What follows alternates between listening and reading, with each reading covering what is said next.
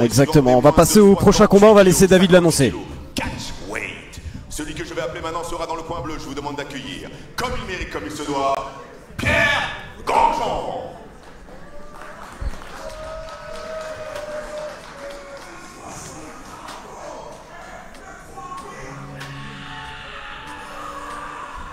Allez, on rentre dans le vif du sujet avec un super fight catchweight. Moins de 58 kg, Pierre Grandjean face à Adel Couture. Alors on rappelle, Mika, rapidement, hein, c'est un tournoi amateur, donc ce n'est pas les mêmes règles qu'en professionnel. On est sur du 3 x 3 minutes, on a des gants rembourrés, protection au niveau des tibias, la pesée le jour même et non la veille aussi, ça peut jouer. Et puis il y a des coups qui ne sont pas permis au niveau amateur, notamment les clés de talon et les genoux au visage. Exactement, c'est les différences notamment sur les types d'équipements. Voilà, vous avez les protèges tibia et des gants un peu plus rembourrés.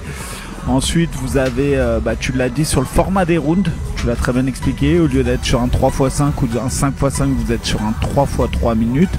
Et puis sur le panel technique, il y a des techniques qui sont pas autorisées, notamment les clés de talon, donc tout ce qui va être clé où on désaxe sur le genou, notamment les genoux au visage.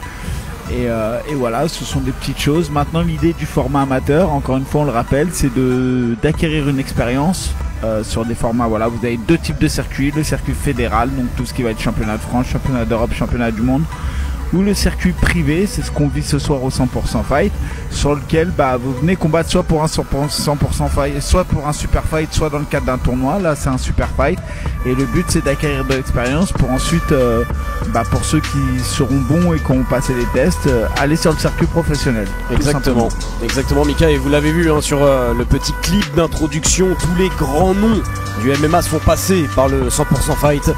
Voilà, alors à l'époque le 100% Fight c'était déjà des scores qui étaient référencés comme professionnels. On n'était pas du tout sur du format amateur, on était sur des niveaux de compétition professionnels.